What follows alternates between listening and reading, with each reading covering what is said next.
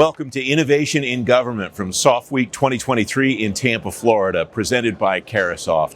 I'm your host, Francis Rose. The Global SOF Foundation and U.S. Special Operations Command hosted SOF Week. The Edge was a big focus of this conference, getting data and applications into the hands of the warfighters that need them and need to share them with the joint force and with allies and partners. Over the next hour, you'll meet leaders from both government and industry and learn more about meeting complex national security challenges with technology and with people that are prepared to meet those challenges. We begin with Mike Schrader, Vice President for Intelligence and Innovative Solutions at SOF. I asked him what special operations personnel were talking about with him on the show floor. Sure, and I think that statement sort of lends itself towards the utmost importance of the mission, as opposed to the pure technology aspect of what we're all trying to accomplish here. Yeah. The mission in this community is again, number one priority is making sure the mission is attainable, achievable, and is accomplished, as opposed to how you get there and how the sausage is made necessarily with the underlying tech.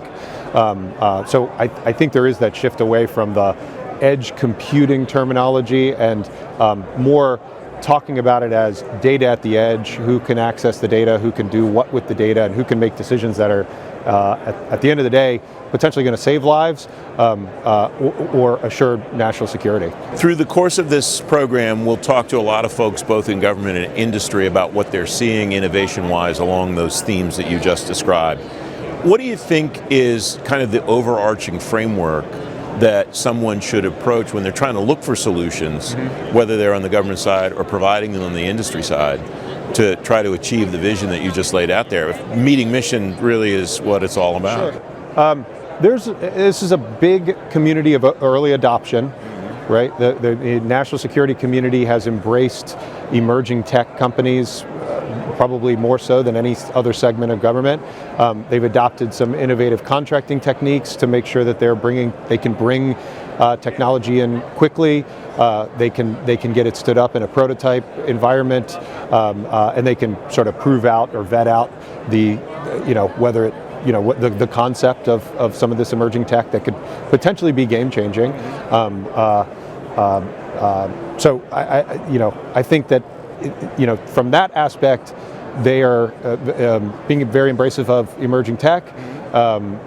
They're doing a lot to bring companies and attract companies to events like this, engage in conversations, collaborate with different organizations that otherwise might not have the means to have the biggest presence on the show floor here, and just providing lots of inroads and front doors for companies to show up and talk about how they can help meet the mission. What do you think industry can do more of or do better for their customers to support the innovation that they're trying to drive? I think similar to what we were just talking about, focus on the mission. First, seek to understand the mission. And not just have a business outcome that you're driving towards in terms of leads or revenue or pipeline, and really contribute towards how, communicate how your technology could help accomplish the mission, help achieve some sort of ends that's good for the customer, that the customer's looking for, and then contribute towards the success of that project, versus again, just peddling technology and just talking about the underlying technology and what it does and how it might help customers in unrelated segments of the market. We touched on kind of the change, the evolution in thought process around edge computing now, edge data consumption and analysis and so on. Where do you expect to see this community go, technologically, acquisition-wise, whatever?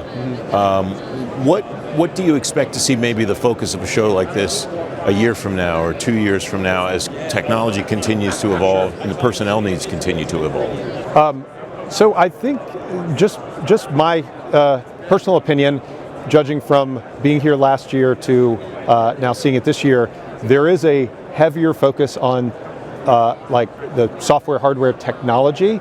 Not to say they're shifting away focus from the tanks and guns and submarines. There's a submarine downstairs if you haven't seen. but the traditional mission hardware, I guess.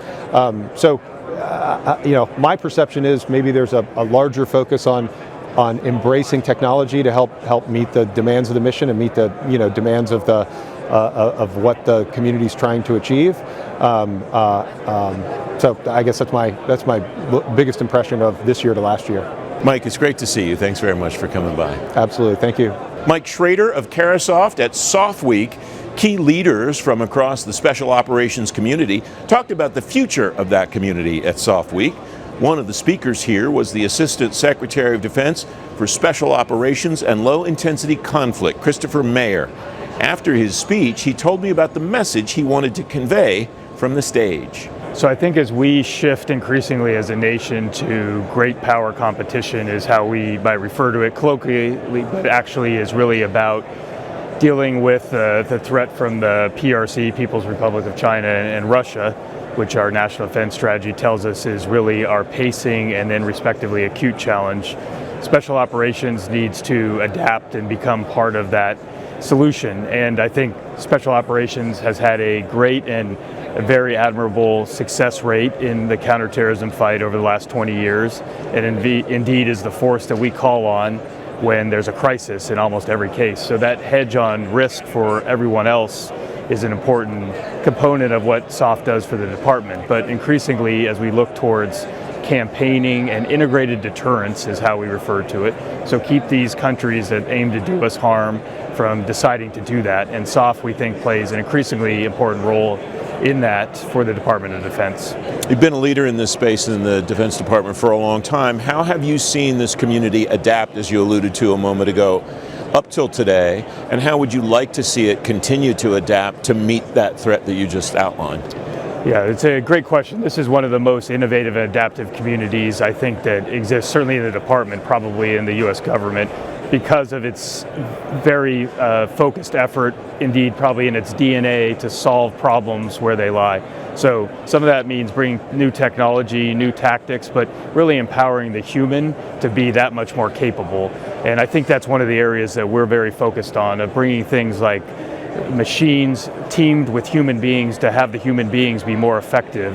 And I think increasingly technology is going to be key to that, but we don't want to lose the idea that the human is really the most powerful weapon system. Indeed, one of the SOF, or the Special Operations Forces, truths is humans are more valuable, more important than hardware, and I think that will continue to be the key. But we know in this very fast-paced environment with information flowing everywhere and the ability of adversaries to, in some cases, mislead, if not misdirect in that space, that we need to have operators who are able to operate in this space and succeed. Mm-hmm. What do you expect to see change for that operator, and how do you expect to see that operator change as that adaptation process plays out?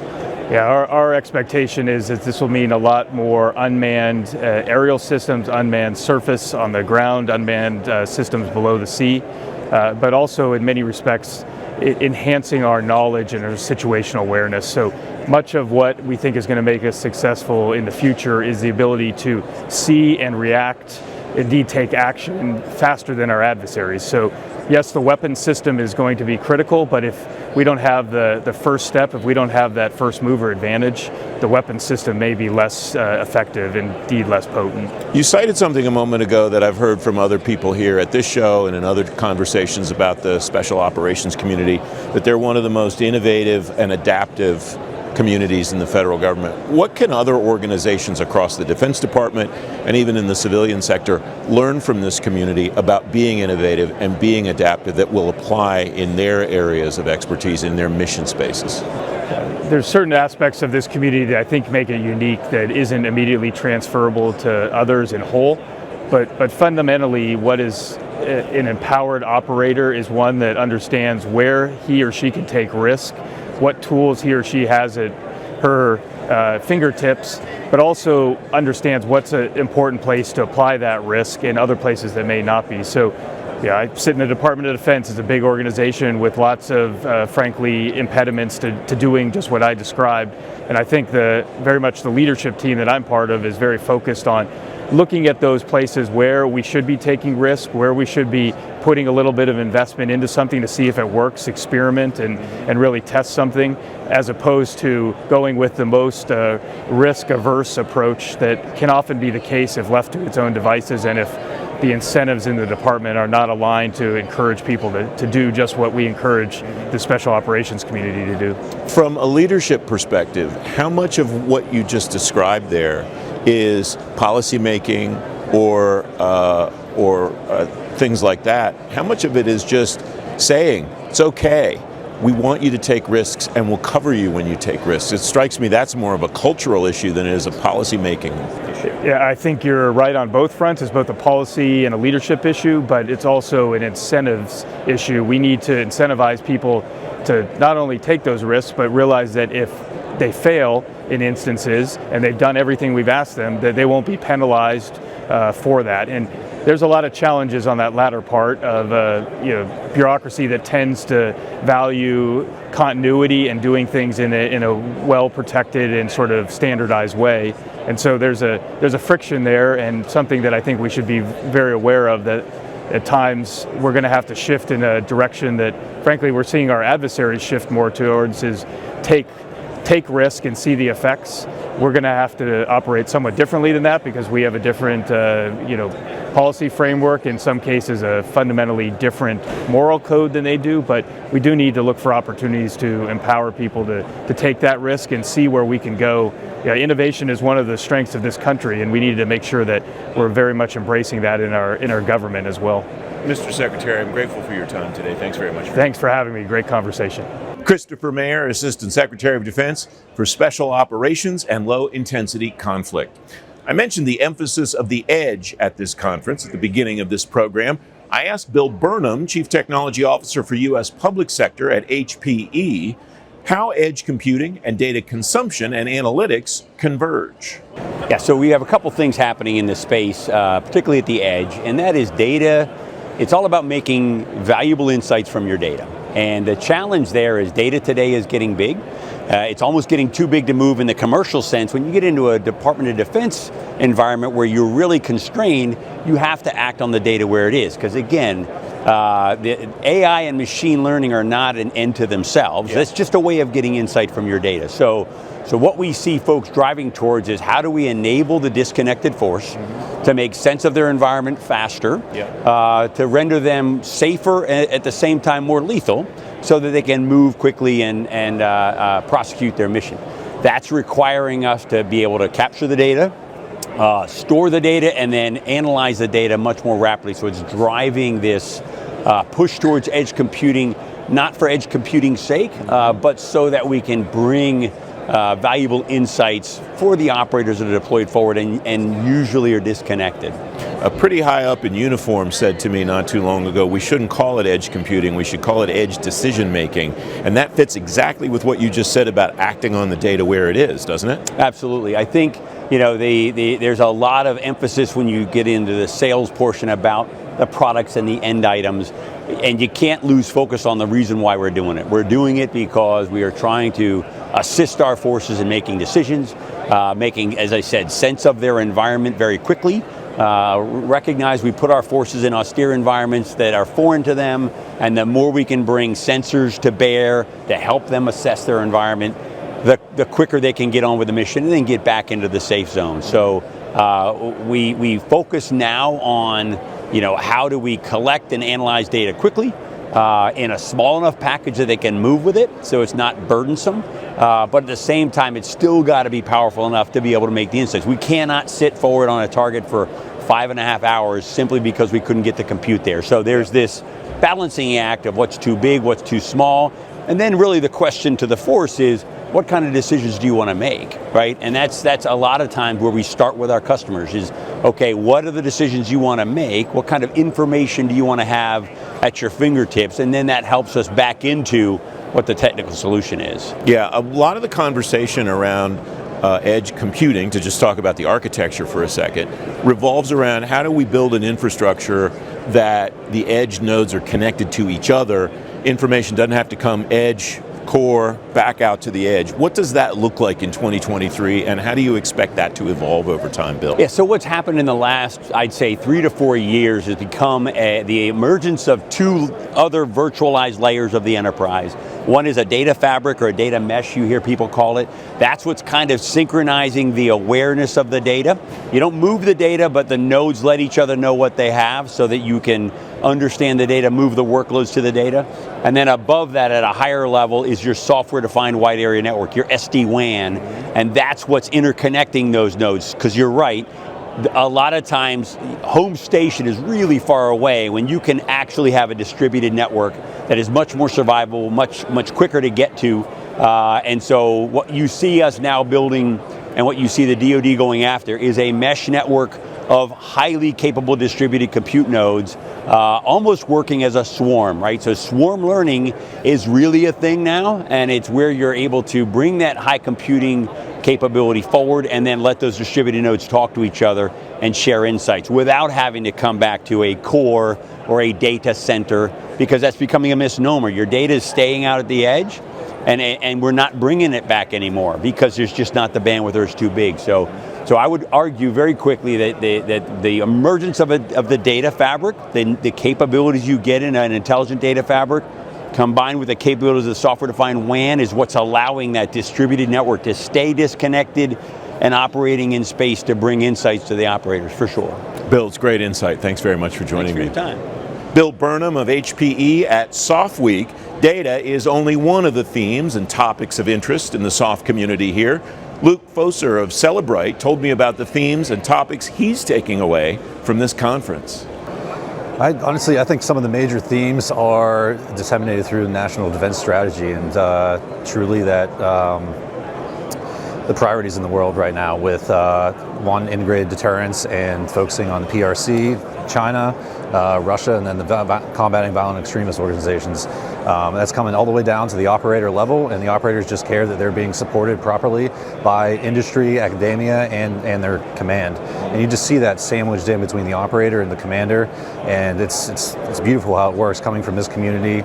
I experienced it myself right on the ground and on the front lines. Has the shift in the National Defense Strategy, the last two of them, changed the way that those people that you just described go about seeking help for their solutions from industry? I would say slightly. SOF has always been doing what SOF has done. You know, what's in the news, what people think is important. There's a war going on, there's not a war going on. Special Operations Forces are always doing the mission. They are always on cycle, they are always forward deployed in countries all around the world. So from our outsider perspective, yeah, there's definitely, there looks like a shift, but in reality, I think within the SOCOM enterprise, there's very little shift. We're just, it's a slight shift to just, work on a different geographical area. The operators that I've talked to on camera and off camera here all talk about pretty much one thing, and that's data. How to use data more effectively, how to understand what's in it so that you can ask the data questions. How is that theme evolving over time in your view in this community? It's a lot more focus on it because data is just increasing day by day, year by year. It's most folks that deal with data are overwhelmed in every way, and they're looking for technologies to, one, continue collecting more data, but also be able to manage that data and properly disseminate it and have it digestible for the commanders all the way down to the ground level. And that's the challenge, isn't it? They're collecting more and more data all the time and having to figure out how do we get rid of the stuff or warehouse the stuff that we don't need right away, might need at some future point, and really have close to us the stuff that we may need immediately. Is that one of the biggest things that you think they're up against? Yeah, I would say so. That's exactly it. I mean, everyone has a cell phone in their pocket, so the amount of data just on your cell phone, not just stored on your cell phone, but on the cloud, it's just overwhelming in so many ways, and it's just a constant struggle. Everyone that deals with it is constantly working longer hours and trying to find the most advanced technology in order for them to efficiently process it and get it in the hands of the people who need it, the decision makers. Are there common threads among the organizations that you've seen that do that well? Are they doing kind of some of the same things? Are there best practices in this area? I think there are best practices, and I think it has to do with a lot of automation. not just artificial intelligence, machine learning, like most folks are talking about, just automating as many things as possible. So we're not burning our operators, our enablers, or the support personnel out. There needs to be automation in almost anything, any kind of process that deals with data. Is the technology there to provide that automation, or is that something that's kind of still in progress? It's there, but it's competing with the data overload. You know, so like our company in particular deals with cell phones a lot. Cell phones are constantly advancing. For our technology to be successful, we have to reverse engineer what cell phone encryption and security does. So we're always on the edge. The industry is always on the edge of competing with the data overload. So how much of this work that the community is doing, do you think, is oriented offensively? What can we do to the other guy? And how much of it is oriented defensively, how to protect ourselves from what the other guy might try to do to us? There's a good split. And it's very important to all commanders and decision makers out there to, one, protect our national security, protect our home front first. And SOCOM mostly it's on they're more of the aggressor. They're on the offensive, but there's still those defensive measures within SOCOM. But in all of DoD, it's very, very defensive in a way. Luke, it's great to talk to you. Thanks for joining. Great to talk to you, Francis. Luke Foser of Celebrite at SOF Week. When the program continues, leaders from Special Operations Command and more will join me. Innovation in Government will be right back. If you want insights from agency and industry leaders on the latest topics in technology, management, workforce, defense, and acquisition, sign up for the FedGov Today podcast with me, Francis Rose. I release new episodes every Tuesday and Thursday, so you'll stay up to date on the issues that matter most to federal government leaders. Listen at fedgovtoday.com and everywhere you get your shows. Don't miss out on the conversation. Follow the podcast today. Welcome back to Innovation in Government, presented by Carahsoft. Technology leaders in government tell me their acquisition partners are some of their most important partners, and the SOF community is no exception to that. Colonel Jarrett Matthews is director of the Joint Acquisition Task Force at SOCOM. At SOF Week, he told me about the mission of his task force. Thanks for asking. The mission here is to develop and integrate kind of cutting-edge technology for our special operators in the competition space. So we're talking about improving their understanding of the environment to make better and faster decisions. One of the concepts that you work toward is the hyper-enabled operator. What does that mean, and how does one go about equipping that hyper-enabled operator? No, that's good. A lot of people, they think about better weapons or better optics or things like that. What we're actually designing for is an operator that has a deeper understanding of their environment and can make just more informed decisions at the right pace in our competition. So we're in 80 countries all over the world working with our partners and allies, and our ability to understand that environment in multiple domains allows us to make better, faster decisions. The information that operator would need, it seems obvious to me, situational awareness is important. Are there other kinds of information, though, that operator needs that might not come top of mind right off the bat? Well, I think it's just the multi-domain nature of it. So there's things that we see and hear readily, but to understand the radio frequency and things that are less visible, and just to understand the environment from a holistic perspective, and then be able to integrate that and get that to an operator in a way that's useful and valuable in the timing of it, that's kind of the newness here. And a lot of it we see in our everyday lives, but it's just not put together and integrated for the operator forward. That integration then, I guess, is the most important piece of this, isn't it? How you put all of these kind of puzzle pieces together to give that operator what that operator needs to have around. Yeah, that's one of the unique challenges. The other one is we're doing this in a communication denied environment. So we're going to be relying on the cloud and all that infrastructure we're used to here. So we have to be able to do some of the things we're used to, plus some additional ones, but also do it with edge computing and without the benefit of robust communications. So in the context of all of that, what does innovation look like in your space? I guess it means different things to different people, and it could mean something different in your community than it does in other parts, even of the national security environment. There's a couple aspects to it. One is they're operators of my unit, so we have operators from each of the components, and we have a direct relationship with the 7th Special Forces Group, so we have that relationship with the user community. So one thing that's unique about us in our innovation process is our engineers, our software developers are right there with the operators, and we're iterating very fast and getting immediate feedback. That's one piece. The other area that we're really trying to develop is reaching into areas of innovation that are not standard for the military. Silicon Valley, the Boston area. So just all these pockets that SOCOM has invested L&Os to. How do we work with those partners, the non-traditional partners? How do we move fast enough to keep them interested? And how do we integrate them into our processes? So there's a lot of innovation in the technology, but also in the acquisition methodology that we're trying to do. And acquisition was the word that I honed in on when I first looked at your bio. How does that connect to the innovation piece? What are the things that you're able to do to facilitate the acquisition of all of those things that hyper-enabled operator needs? Yes, so when we go out there and we spot some really great capability that's not in a standard vehicle, we are able to test it out with the operators and the user very rapidly, and if we get the buy-in from the operator that, hey, this is something we need, then that's able to inform the component and leadership, and hey, let's articulate a requirement for that thing. So it's a virtuous cycle where you get the buy-in of the operators that goes through the component and then back to SOCOM as, hey, we want to buy that, and then I'm able to hand that thing over, that prototype, over to a PEO office for production. Is there an element also of, say, coming to a show like this and seeing a technology that maybe somebody else at SOCOM doesn't know they need, but you recognize it, you know they need it, and you can start that process too? Or is it pretty much most common for someone to come to you and say, I have this challenge, I'd like a solution to it? No, it's absolutely both directions. So it's top driven with the discussions from leadership, but it's also bottom driven, and then we get a lot of insight from our industrial partners. To include academia, we're partners with the national labs and academic institutions, so we try to be good listeners. Events like this are great because we get to say what we're doing, what we're interested in, and everybody who's interested in a similar topic gets to be part of the conversation. So yeah, we're making networks all week. We did last year, and it's a lot of value.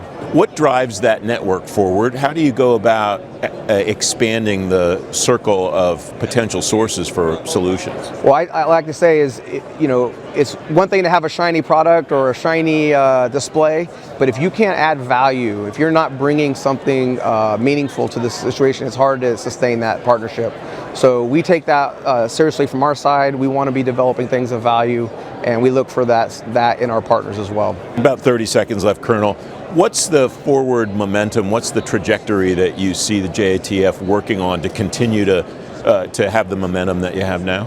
Yeah, so we're very excited at the current momentum we have, and we're adding partners at a rapid rate. I think the area of growth would be those non-standard sources of innovation, like the startup and the VC-backed organizations. So we're really going to school on how to add them to the team and do so in a way that's fair to them as well. Colonel Matthews, it's great to have you here. Thanks for joining me. Thank you very much. Colonel Jarrett Matthews of Special Operations Command. The edge that I mentioned earlier in the program can be any number of places and any number of environments. Joan Janov is Senior Director for Air Force, Space Force, and COCOMs at VMware. She told me what some of her customers in the SOF community are doing at the edge. From our perspective, because we're a software manufacturer, right? It's not about the hardware, whatever. It's enabling the warfighter to have access to applications, right?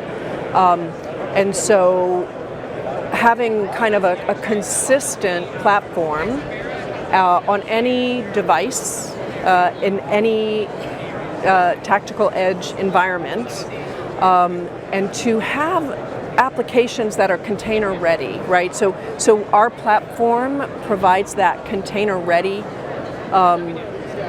surface so that, for example, Army Future Software Factory is developing applications, containerized applications that they can then deliver directly to the warfighter at that tactical edge, because the edge now is container ready. Yeah. So that's kind of the transformation that the industry is going through in terms of modern applications. So. How is the edge changing? Is the edge today the same thing that the edge was 5 years ago, or that it may be, I know we can't predict, but that it might be 5 years from now? Is it a fluid thing, or is it kind of a set, determined place? No, definitely the edge is changing, right? So it used to be kind of heavy equipment, and now it's very lightweight, worn on a uniform kind of a thing. And we do have a lot of applications now where we're enabling AI in a very small form factor that can be carried by a soldier or airman or special forces. So yeah, it's definitely a changing thing, and obviously it's all software enabled because that's where the lightweight comes from, right? Yeah. So what's the implication of that emphasis on software, do you think, for the person who's meeting mission at the tip of the spear? from an education perspective? Well, from an execution perspective, what does he or she do differently today? Because the focus is so much on on software rather than what's in the pack. Sure. What I would say is that the actual user of the technology in the field needs to have a consistent way of interacting with whatever that application is, right? So that it's easier, right? Obviously, at the tactical edge in this environment is way different than in a commercial space. So having very quick decision-making capability and the ability to understand how to use that software has to be consistent across the board, because if they're, if one day they're in an aircraft and they have one system and another day they're, on the ground, they have to have a consistent interface as a user. Yeah, and I imagine it's just as important that they know that their peers and colleagues are seeing the same thing they're seeing, right? Yeah. That consistency is also important in that way? Yeah, absolutely, yes. So being able to have data coming from the edge to an aircraft, for example. We recently were part of an environment where data was taken on an Aegis ship, sent to an F-35, and then directed down to a land-based Army facility to do data processing. That consistent environment enabled very rapid reaction at the edge.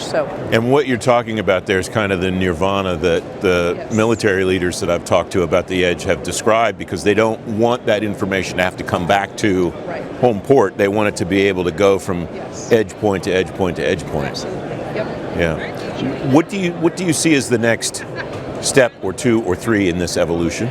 So we are working very hard with kind of in the back room on taking AI, enabling AI to the edge, right? So that those decisions are a lot more rapid. So that's coming in the future, but that's definitely an area that we're working on hard. Joan, it's great to talk to you. Thanks very much. Joan Janov of VMware at SOF Week. As you heard, data is the fuel for operations at the edge. I asked Drew Schnabel, Area Vice President for U.S. Government Solutions at Zscaler, what those operators need to do with data and how they need to get it to make it actionable.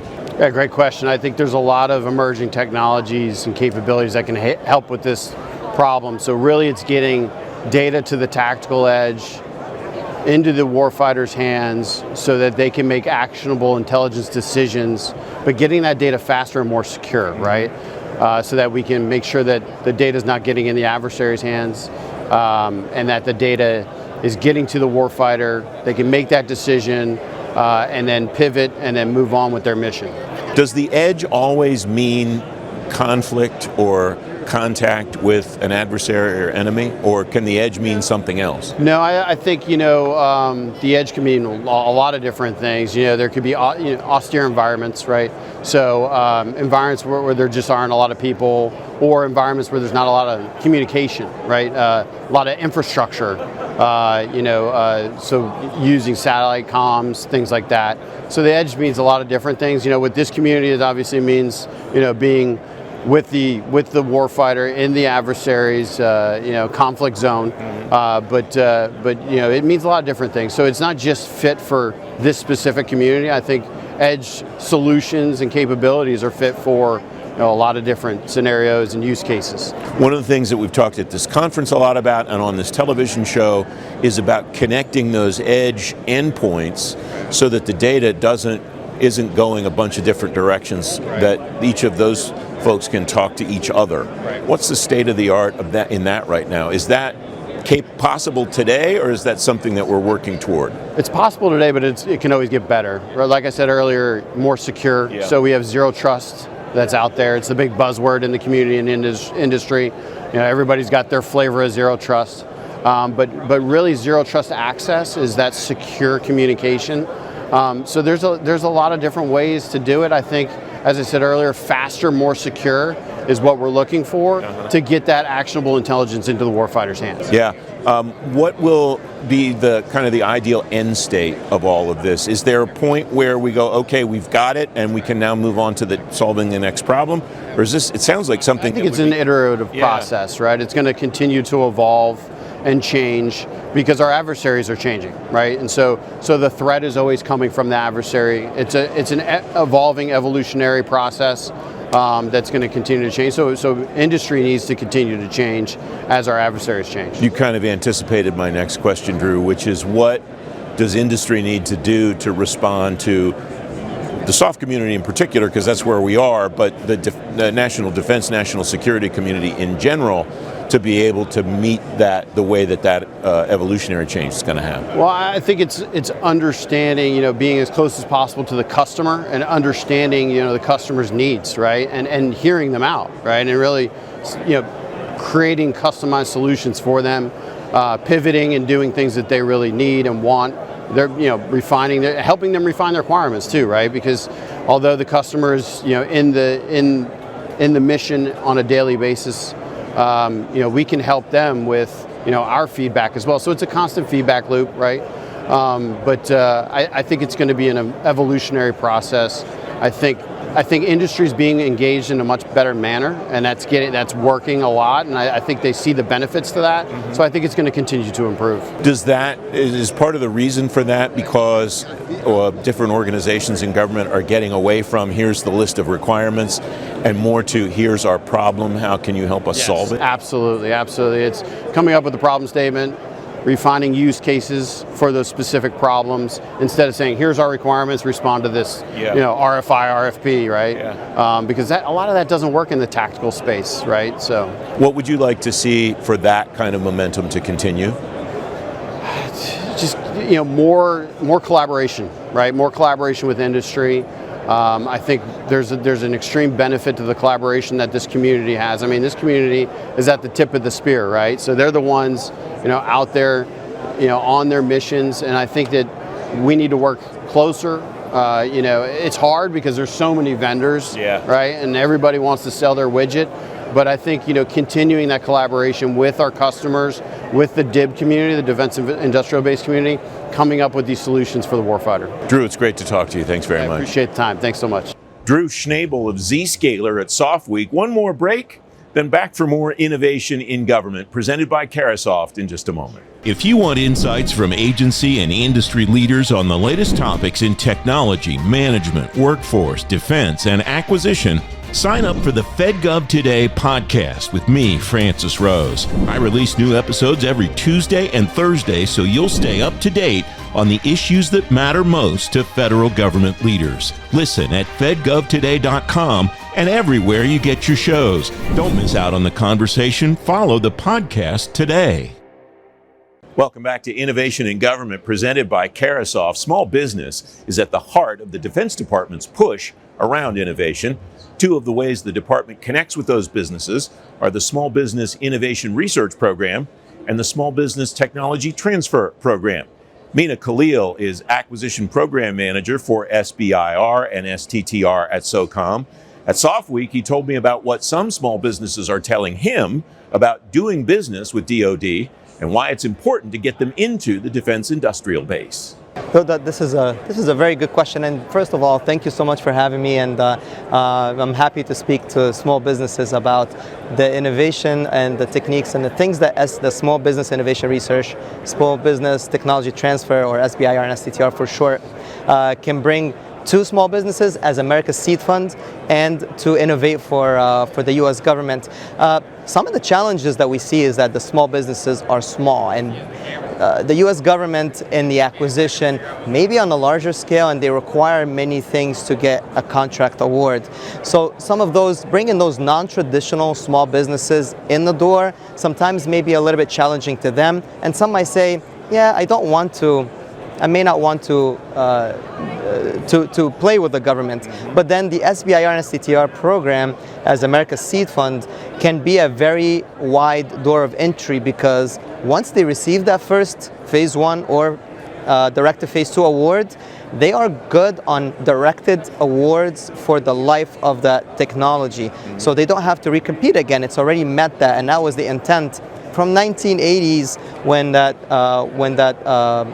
authority was provided. I've talked to folks at Defense Innovation Unit over the years and other innovation cells around the department. What in SOCOM particularly drives you to want to bring those small businesses into the fold, and what are you seeing innovation-wise that those companies do that's particularly relevant to SOCOM? A lot. I mean, if you heard from our acquisition executive, small businesses play a huge role in SOCOM. Not only that, they innovate very, very well. So it's that small business mentality of wanting to drive to a new technology which brings it across. And if we think about it, when this SBIR STTR program in the 1980s awarded to or granted to Qualcomm, now Qualcomm is major, and they play a big role in the U.S. economy, in the U.S. and in the whole world. So bringing those small businesses to innovate is a driver for all of us as a nation to become more relevant in the world economy. Not only that, their technology innovation and the way they bring they develop things for us makes us more relevant in the war front, and gives our operators the right tools to do the mission. One theme that I've heard here, and I hear it at just about any national defense-oriented event I go to, is speed. Warfighters want everything faster. What do you recommend to the companies that you work with, the small businesses especially, to help them prepare to be able to deliver capabilities at the speed that those warfighters want it at? So there are many ways that you can do that. Now, SOCOM is already fast, and we already develop things at a very fast pace. It's once we ask for those proposals and we ask for those requirements, just do what you do best in developing that technology. Stay in touch with us, continue to communicate. And the one thing that SOCOM does very well when it comes to SBIR and STTR is that we get our topics from the program office, who has the requirements, from the warfighters, and we write our topics based on that.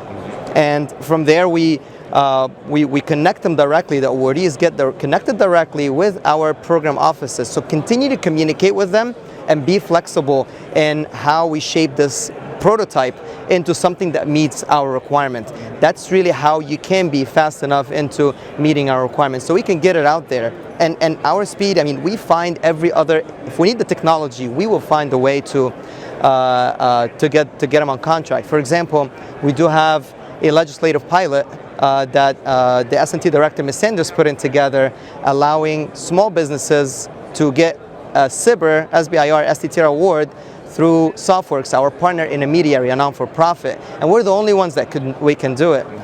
In doing so, we've accelerated a phase 1 proposal to a prototype in 50% of the time. We've gotten a lot of that technology out the door quicker and faster to our warfighters just by using that mechanism, and we continue to drive more. We've in fact, SOFWorks doing more on the small business bootcamp perspective, trying to get them to understand how to do the facility clearances and everything else, guiding them into being more relevant in the in government business. Less than a minute left, Mina. What can you continue to do to keep driving that speed both on your side and to help the vendors continue to drive that speed? We're looking at bureaucracy, and I'm cutting those out. So in the past few years, we've looked at how we do business in the SBIR office, and we said, look, if it's too bureaucratic, let's cut the bureaucracy out of it and continue to innovate. So now we can bring down the phase 1, which is a feasibility study, it's a paper, to the prototype phase, the phase 2, and say, let's close that gap from a year down to 0, and we've done it. So that's some of the things that we do in the program office, and how would that benefit the small business and the program office at the same time? So we're listening to a lot of feedback, and we're shaping ourselves and being flexible ourselves into getting to that solution, to that end goal. Mina Khalil, it's great to talk to you. Thanks very much for your time today. Thank you so much, Francis. Mina Khalil of SOCOM at SOF Week. Those companies Mina and his colleagues want to attract into the defense industrial base will respond to the department's demand signal. I asked Tyler Sweat, Chief Revenue Officer of Second Front Systems, what kind of technologies and innovation the SOF community is asking him for. So I think there's a couple different areas, and one of them's not going to sound maybe as cutting edge or as cool, and it's the interoperability. It's the ability to actually share data, to move data, to think about cross-fabric.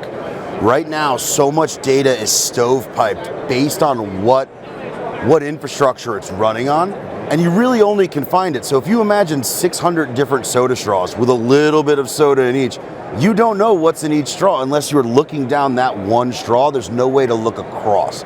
So the big is, how are we actually harnessing data to be able to power things like artificial intelligence, like autonomous systems, like smart munitions? Without the data behind it, I think none of that kind of really glamorous, the showy stuff, none of it can actually create value.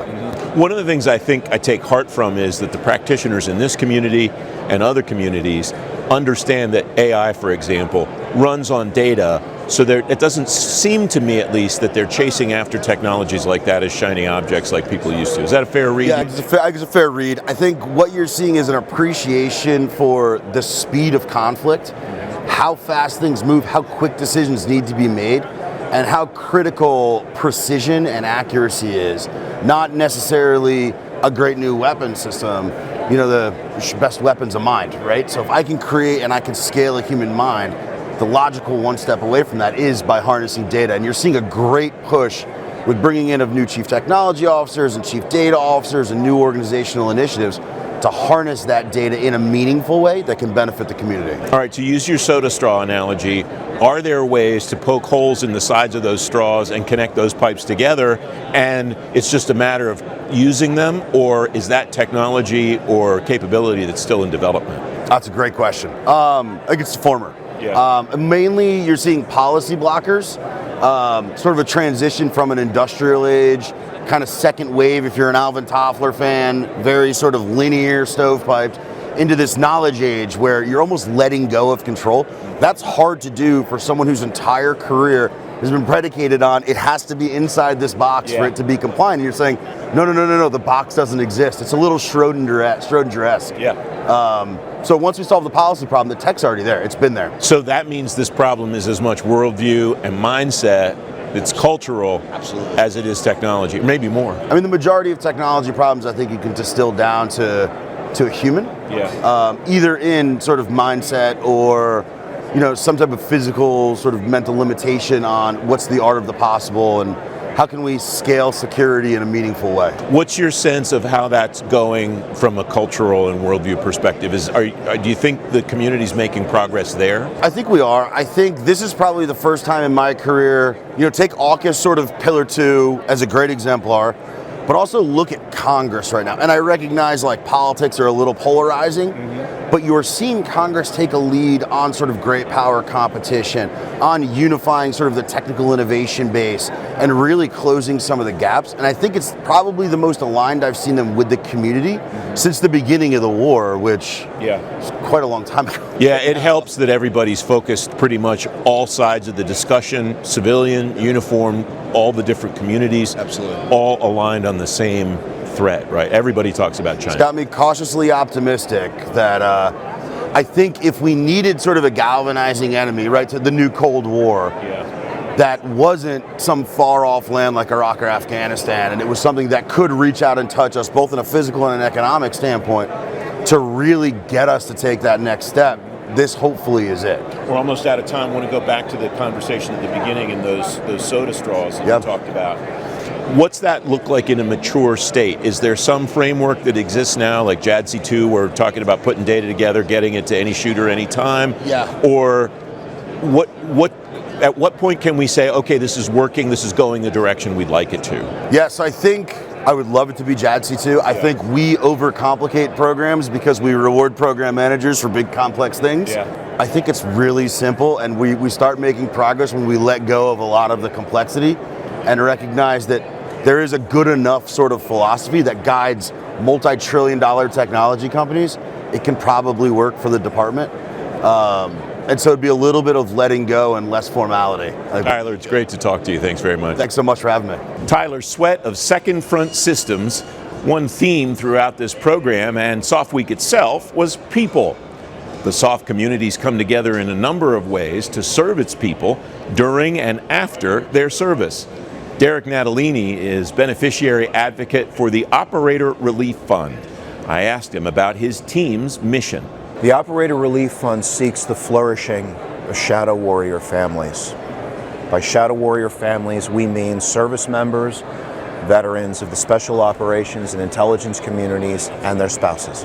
What does flourishing mean? What do you seek to help them achieve? There is a health and wellness stack that is required in order to thrive and be resilient in service and post-service.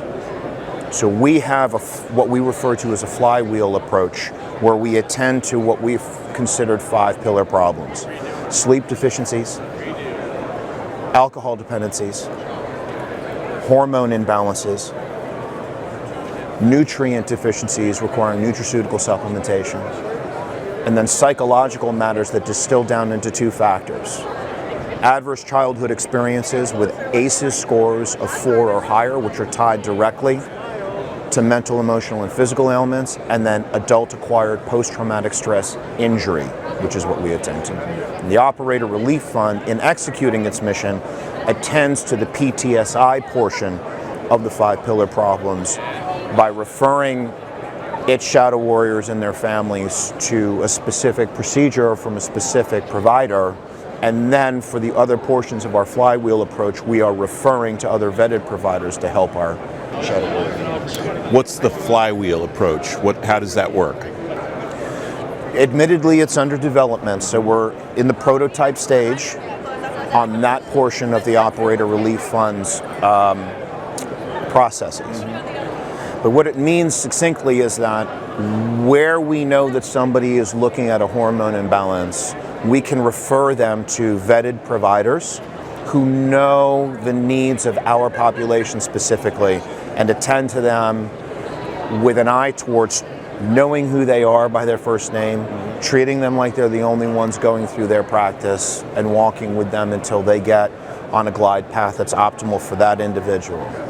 Whether it's sleep, whether it's nutraceuticals, whether it's those other portions of that stack, the flywheel is essentially providing referrals to those vetted providers. So whichever one of those intake points, for lack of a better term, that the person or family member needs to come into, then you're able to get them into this system, this ecosystem, it sounds like. It is an ecosystem. And move them to the other 4 pieces where they are likely, I imagine, to need some help too.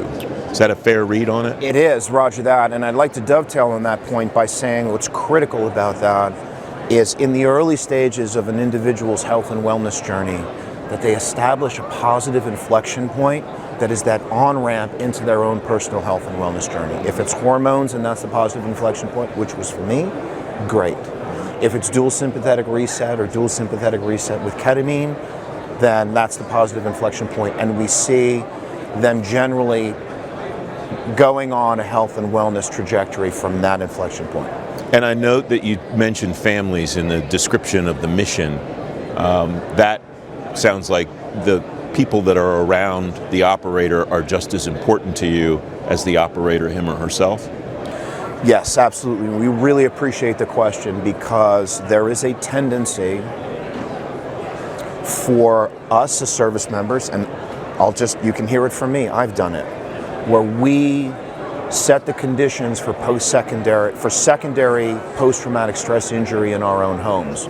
And so our spouses benefit from the PTSI treatments because we've brought that stress home. As you move this forward, what would you like to see your organization do when it's mature in a year, 2 years, 5 years, 10 years, Derek? Well, I hesitate to speak out of turn about our intention 5 years down the line. So I will tell you generally, we hope to establish through data that is credible and verifiable, something that 5 years down the line, the enterprise architecture that is already attending health and wellness says, we really need to adopt this as a standard operating procedure in the care we provide, and that becomes something that they get well in advance of ever needing to talk to the Operator Relief Fund. Put another way, if it's 10 years from now and we've worked ourselves out of a job because we're able to establish a stack in cooperation with our network partners that imbues the health and wellness industry with something that provides these families the things they need when they need it, not after they need it, well, then we've done what we set out to do. Derek, it's great to talk to you. Thanks very much. Thank you. Derek Natalini of the Operator Relief Fund. You can read more about all the topics you heard about on this Innovation in Government program presented by Carahsoft at fedgovtoday.com. And you can watch the show again anytime on demand at our website too. I'm Francis Rose, the host of FedGov Today. Thanks very much for watching.